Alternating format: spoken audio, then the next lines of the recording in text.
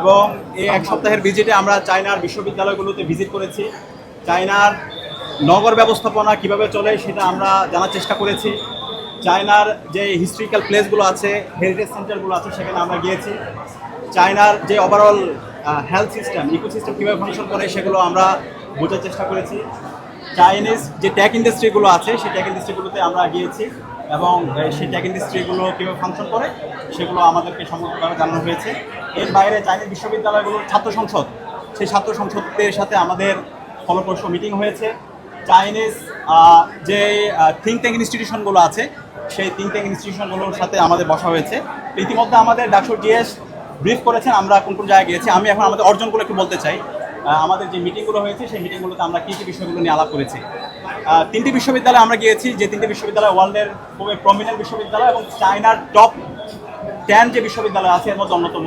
এর মধ্যে একটা হচ্ছে পেকিং ইউনিভার্সিটি এবং এশিয়ার টপ 10 ইউনিভার্সিটির মধ্যে এগুলো অন্যতম। পেকিং ইউনিভার্সিটি, এরপরে হচ্ছে সিংহুয়া ইউনিভার্সিটি, বেইহাং ইউনিভার্সিটি, এই তিনটে ইউনিভার্সিটিতে।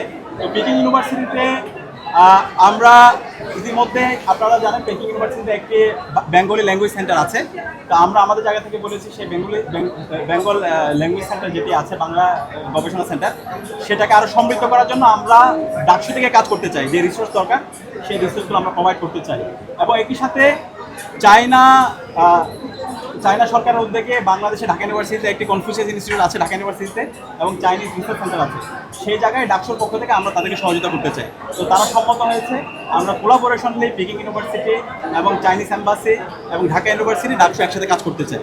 দ্বিতীয়ত সিংহুয়া ইউনিভার্সিটির ছাত্র সংসদের সাথে আমাদের মিটিং হয়েছে। ছাত্র সংসদের মিটিংয়ে আমরা প্রস্তাবনা দিয়েছি বেইজিং এবং ঢাকা এর মধ্যে যেন আমরা ইয়থ ফেলোশিপ চালু করতে পারি। যে ইয়থ ফেলোশিপ চালু করার মাধ্যমে স্টুডেন্ট স্কলারশিপ পাবে, স্টুডেন্টদেরকে আমরা বিভিন্ন ধরনের এক্সচেঞ্জ প্রোগ্রামগুলোতে পাঠাতে পারবো। ইতিমধ্যে কিছু প্রোগ্রাম আছে যেগুলো অপ্রতুল। তো সেই জায়গায় তারা আমাদের যে ইনভাইটেশন সেটা তারা রিসিভ করেছে।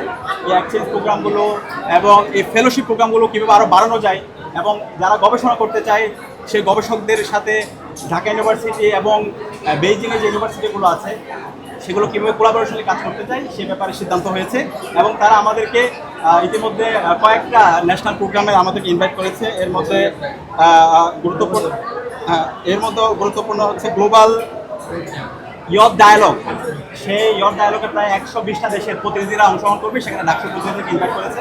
এবং ডাকসুর পক্ষ থেকে আমরা সেকেন্ড ইন্টারন্যাশনাল জুলাই কনফারেন্স, যেটা আমরা জুলাই আয়োজন করবো, সেই জুলাই কনফারেন্সে আমরা তাদেরকে ইনভাইট করেছি এবং তারা সেই কনফারেন্সে আসার ব্যাপারে আমাদেরকে আশ্বস্ত করেছে। এবং এর বাইরে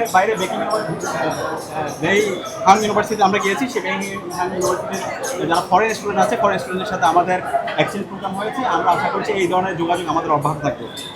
এর বাইরে আমাদের যেহেতু চায়নার বেইজিং এবং সাংহাই এই দুটো শহর আমরা ঢাকার সাথে তুলনা করতে পারি, বাংলাদেশের সাথে তুলনা করতে পারি। বেইজিংটা হচ্ছে চীনের রাজধানী, সাংহাইটা হচ্ছে বাণিজ্যিক রাজধানী।